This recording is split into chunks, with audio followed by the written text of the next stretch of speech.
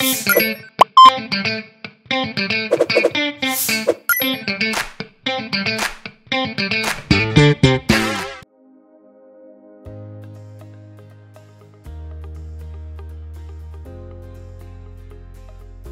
jadi SP3 itu kan surat penghentian penyidikan maupun penuntutan ya. Di Undang-Undang KPK yang baru, Undang-Undang 19 2019 di pasal 40, di sana secara normatif disebutkan ya bahwa KPK dapat menghentikan proses penyidikan maupun penuntutan, dan ini tentu berbeda dengan Undang-Undang KPK yang lama. Memang perdebatannya sangat panjang terkait dengan hal ini. Oleh karena itu, bagi kami, bagi KPK saat ini tentu melaksanakan Undang-Undang KPK yang baru. Dan di beberapa perkara yang sudah kemudian KPK hentikan itu lebih banyak karena tersangkanya itu meninggal dunia gitu ya. Tersangkanya meninggal dunia ataupun sakit permanen yang kemudian dia tidak bisa menghadapi proses hukum. Sehingga disitulah adanya kepastian hukum tentunya ketika KPK menghentikan proses penyidikan maupun penuntutannya. Secara norma di dalam hukum acara pidana atau KUHP, menghentikan proses penyidikan maupun penuntutan itu ada beberapa hal di situ di pasal 109 KUHP begitu ya. Antara lain misalnya satu, tidak adanya cukup bukti begitu. Kemudian yang kedua, bukan merupakan tindak pidana, dan yang ketiga karena demi hukum. Nah, tentu kalau kita berbicara secara ketentuan di dalam KUHP tadi, misalnya satu dihentikan karena demi hukum. Nah, demi hukum itu ada beberapa hal. Satu di antaranya adalah ketika tersangka ataupun terdakwa meninggal dunia. Dan itulah yang menjadi opsi yang saat ini kemudian KPK gunakan.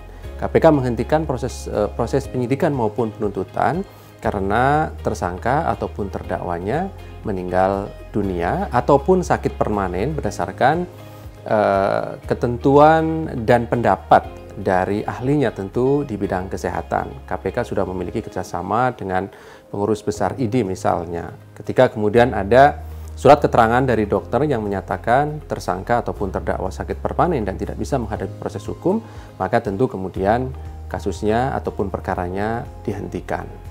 Begitu.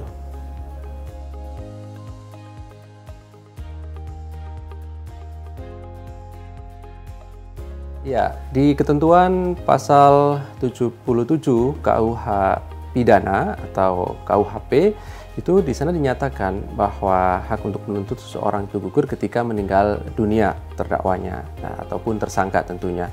Nah, salah satu yang kemudian tadi sebagai syarat untuk terbitnya SP3, karena tadi SP3 satu diantaranya adalah demi hukum, dan demi hukum itu salah satunya adalah tersangka ataupun terdakwa meninggal dunia, maka tentu dapat dihentikan kasusnya ataupun perkaranya. Nah, tetapi di ketentuan hukum acara pidana di KPK yang karena mengacu pada aturan-aturan khusus, misalnya di Undang-Undang KPK sendiri maupun di Undang-Undang Tindak Pidana Korupsi, di sana disebutkan antara lain di pasal 33 ataupun 34 bahwa ketika seorang tersangka meninggal dunia, tetapi kemudian dapat diketahui jumlah kerugian keuangan negara yang pasti dan nyata, begitu ya, maka kemudian dapat dilakukan tindakan lebih lanjut dalam proses hukumnya mengenai tuntutan terhadap kerugian keuangan negara yang dilakukan oleh tersangka yang sudah meninggal dunia tersebut. Nah, tentu secara teknis KPK kemudian dapat melimpahkannya dan bersinergi dengan Kejaksaan Agung karena tentu proses-proses gugatan misalnya itu dilakukan bukan oleh KPK tetapi oleh negara melalui Jaksa Agung Muda Perdata atau Jamdatun ya di Kejaksaan Agung.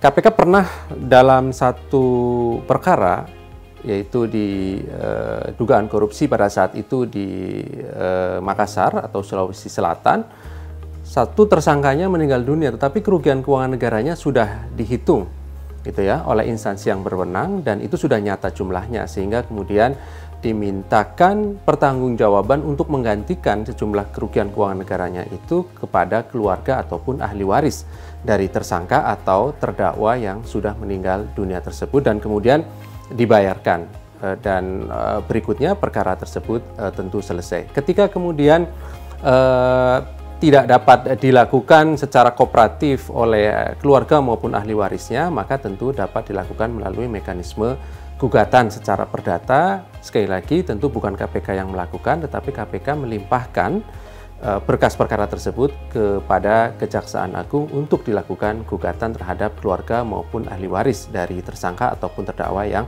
meninggal dunia dalam hal perkara yang berhubungan dengan pasal 2 ataupun pasal 3, yaitu pasal-pasal yang berhubungan dengan kerugian keuangan negara.